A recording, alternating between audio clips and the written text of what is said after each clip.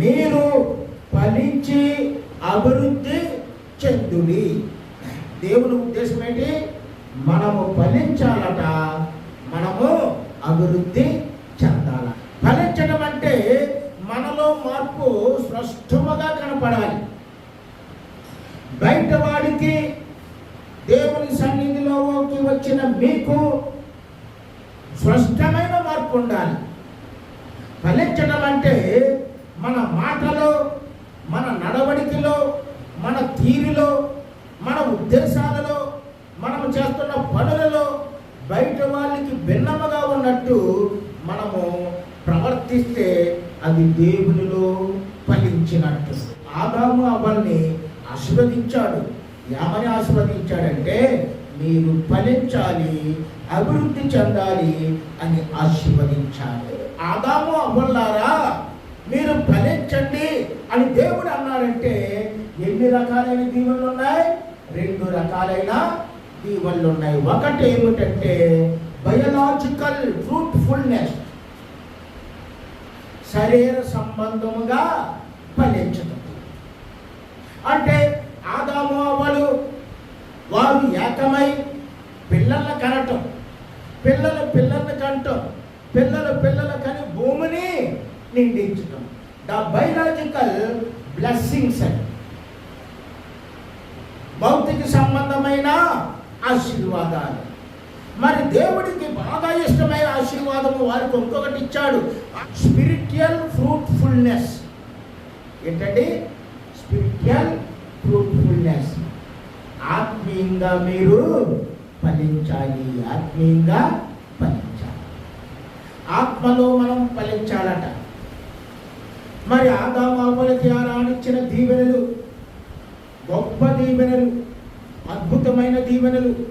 ఆ దీవెనలు ఎలా ఉన్నాయంటే, ఆదాము అవ్వలారా మీరు మొట్టమొదట నేను ఏర్పరచుకున్న చక్కని కుటుంబం, ఏ పాపము లేకుండా నేను మిమ్మల్ని ఏర్పరచుకున్నాను, దోషము లేకుండా నేను నా స్వహస్తాలతో నా స్వరూపములో నేను మిమ్మల్ని చేసుకున్నాను, మీకు ఒక గొప్ప మనస్సాక్షిని ఇచ్చాను.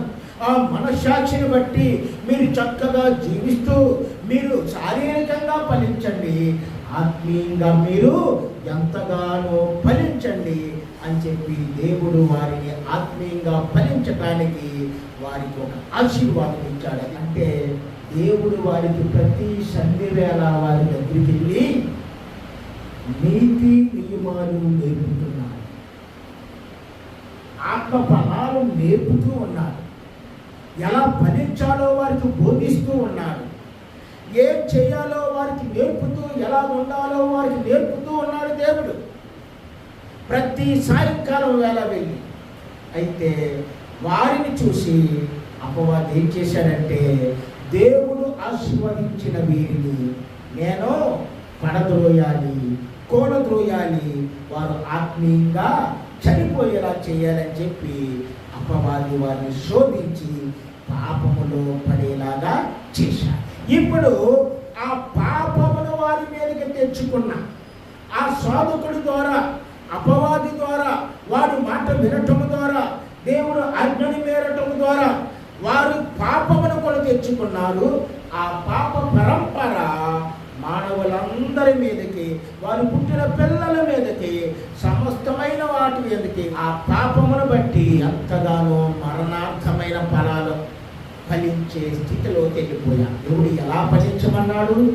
ఆత్మీయంగా ఫలించన్నాడు. వీరు ఎలా ఫలించారు? మరణార్థమైన ఫలాలు.